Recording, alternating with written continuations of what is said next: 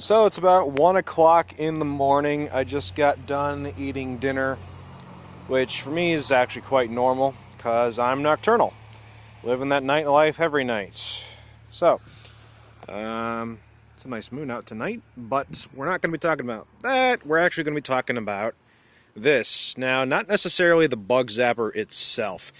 I have done a review on this Flowtron bug zapper. It's absolutely amazing. But we're going to augment its abilities a bit. You see, mosquitoes don't just go for light. They go for light plus CO2. That's what really attracts them. In order to make mosquitoes go into a bug zapper, you need to add mosquito attractants. Yes, that's right. You are purposely attracting mosquitoes in order to make it go into the bug zapper. Now, yes, you can get some professional pre-made stuff on Amazon. It costs you about 25 bucks or so. And they do a very good job. You just stick it on the underside, and it, depending on what region of the country you live in, determines what version of the attractant you use, because there's different species of mosquitoes throughout the country.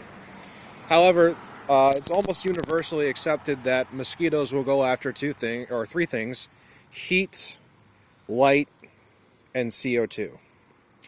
So we need a way of creating CO2 because the bug zapper only creates heat and light. Now that's where this little contraption comes in. It's a very simple device to make. It's very cheap to make. And we're going to go over it because we're testing it out, seeing how it works. So you'll see I've got a few fish hose airline tube, a 2-liter bottle, and some stuff in it. Now here's the thing.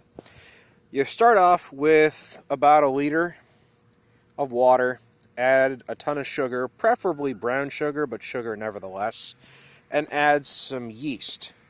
Now, the combination of the yeast, sugar, and water will create CO2.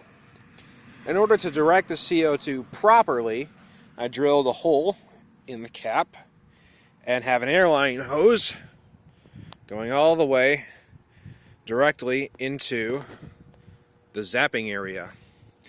Now, I don't want to rely just on the pressure alone from the CO2 buildup in the bottle, so what I've done is I've drilled a second hole and I'm forcing pressure into the system with this cheap fish pump, fish air pump that I had laying around that I wasn't using.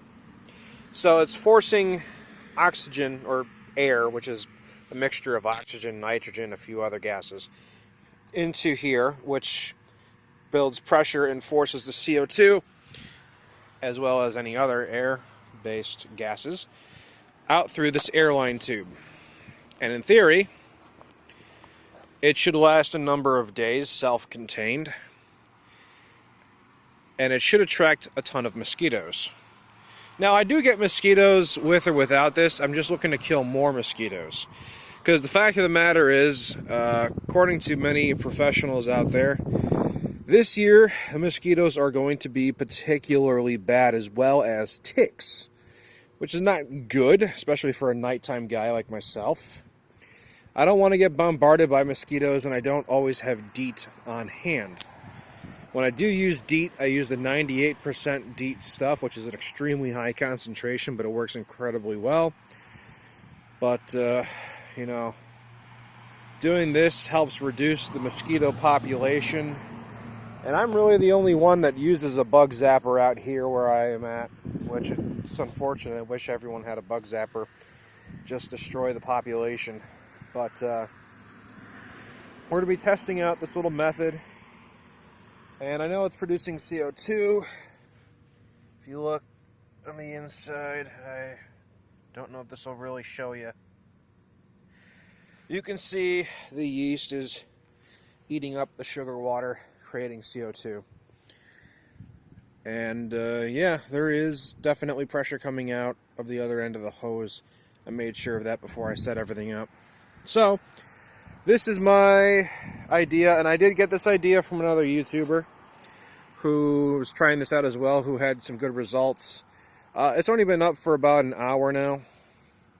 So yeah, if you come across another video on YouTube using this concept, I assume that's probably the same guy I got the idea from. And I know this concept works because last year what I did, something very similar with this box right here. And what I did is I mixed the brown sugar, water, and yeast in there, and I put the bug zapper directly on top of this, so that way all the CO2 is coming directly up. But I want to keep the mosquitoes away from my porch swing that I sit on all night. So when I want to sit down, just relax and enjoy the beautiful night sky and the cooler temperatures, I don't want to be stuck where mosquitoes are being attracted to. So that's why I decided to make the more portable rig with a little air-powered assistance. Hopefully the whole setup here works well, and when I come back out next night, it'll be littered with mosquitoes. Because quite frankly, I hate mosquitoes, and I don't think they serve a particularly good purpose. All they do is transmit disease and cause you to be itchy.